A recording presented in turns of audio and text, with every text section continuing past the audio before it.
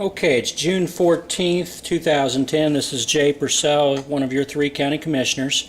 We had a pretty interesting meeting today. I had found out that the way that the commissioners had appointed their pick, Ruth Ann Dickerson, to the SB 40 board was not legal by state statute. So I gave them in writing my response that she needed to go back through the process just like all other board members. And needless to say, there were some pretty upset commissioners. So let me play you the first clip here.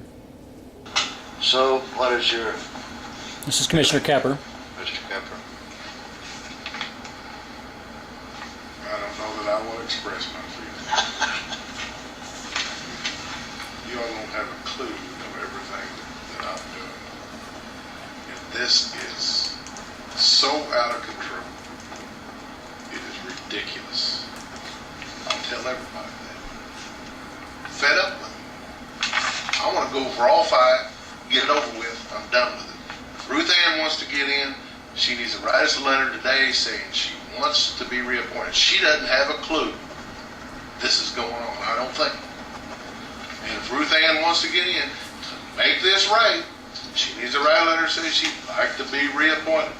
So my feelings is I want to go for all five, and I am ready to move on. I don't care. I don't want to do it next week.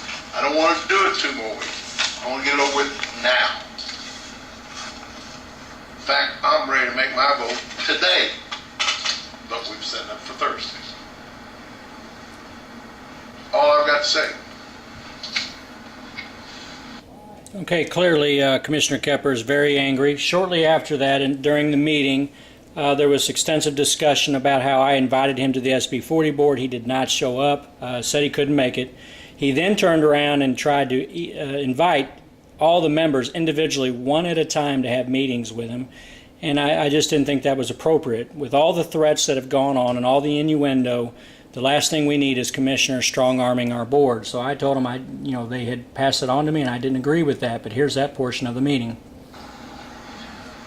I want to go on public record that if our lawmakers would have won every board to make their own recommendation and for everybody to live by it, our lawmakers would have done that. For some reason, and I think I know the reason, the statutes and our lawmakers said the board does not make their appointments. An independent, in this case, the commission does. So I don't have a problem listening to your recommendation.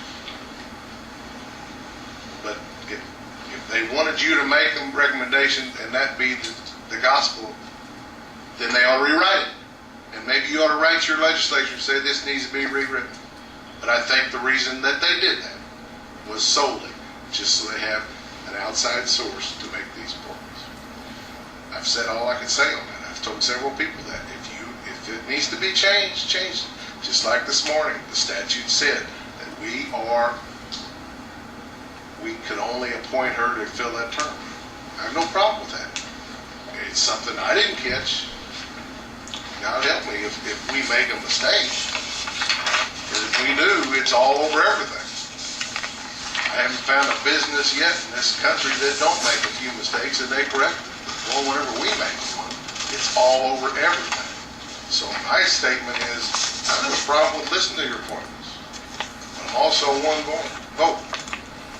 And in 2 more years, if the taxpayers of this county want to run me out of office, if I'm around that long, that's their option.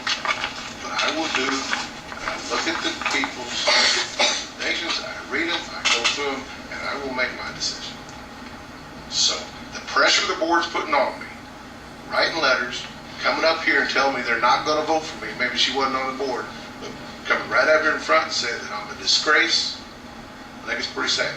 I've never come out to any board saying I'm not going to reappoint anybody. I look at the recommendations and I'll do what I think is right.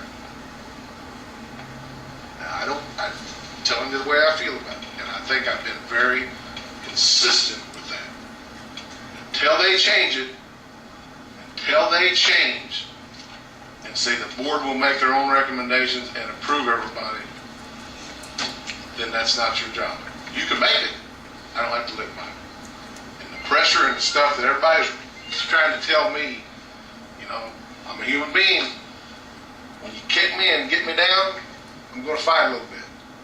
Does that make sense? So kick me enough, and you find out how I'm going to react. I'm just telling that to any board. But come in and talk and be realistic with me. Granted, you guys have invited me up there to that meeting only with the pitchforks and knives ready to be thrown at me. Why do I want to do that? Duh. But on the other hand, I have expressed that any one of you can come in, talk to me anytime, let's sit down and talk about it. But no, that did not happen. So, that's Well, where I stand. in defense of the board, I sent out a letter. I know you It's did. in the minutes. But I think some would argue that would be a hub and spoke meeting, and I wanted to make sure that there were no meetings that occurred not in the public interest. For us to be able to just talk to each other. Well, to specifically, after being invited to a meeting, then to send out a letter and say you would like to meet with each board member individually could be construed as a hub and spoke meeting. And I didn't bring it up, you did, but I wanted to make sure that these board members could have their discussions and their due diligence in an open meeting in a non-threatening environment, and one that would clearly meet the definition of the Sunshine Law. So please don't be angry at them. They had sent that on to me to review, and I just felt like that was an inappropriate way to handle things. The reason we are where we are at now is because of all the meetings that did not occur in the open. And so I just think it's important that all of these discussions happen in an open public meeting where everyone is allowed to be heard and everyone is allowed to discuss, debate the merits of what goes on in our county. Okay, again, you heard it yourself. Commissioner Kepper and our other elected leaders, they don't want to go meet with the citizens if they disagree with them. They don't want to show up in front of a bunch of citizens and give them the answers that they want. What they want to do is, in a position of power, invite them to their office and one-on-one. They don't want to do it in an open meeting. And again, I think that's one of the problems that's indicative of our county government. Here's a final clip here where Commissioner Jones is pretty well called on the map by a citizen. We want the SB 40 board to go through these applicants and make any kind of recommendations. If not, that's okay too. I mean, that's your power. Sure, that's fine. We welcome your suggestions. Okay. That was my question. Now, my big concern is the controversy ends. And if I see 5 recommendations that looks like they're just ready to keep it going, they won't get my vote. That's a fact. But I only have 1 vote.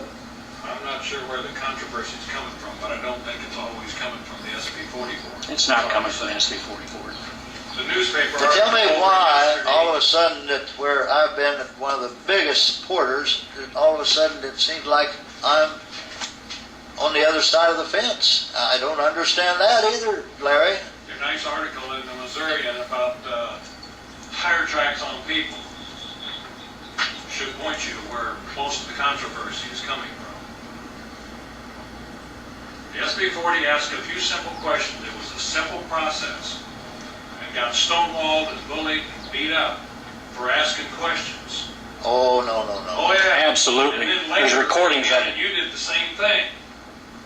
Absolutely. There's recordings of all these meetings. There's no disputing Jumped all it. over our lists about asking the same kind of questions. So we've gotten it from not only our supplier, the IP, who is taking care of the sheltered workshop, which we all want to keep under way, but we're getting threatened by the presiding commissioner that the controversy must stop. Let me tell you how the controversy is going to stop.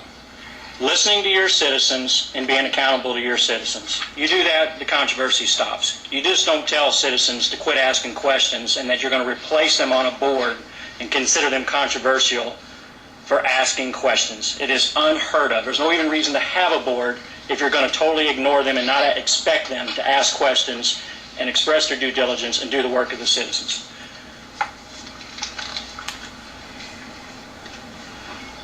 Okay, that's pretty well it for this video. There'll be more to come. I appreciate your interest in government. Thank you very much. This is Jay Purcell signing off.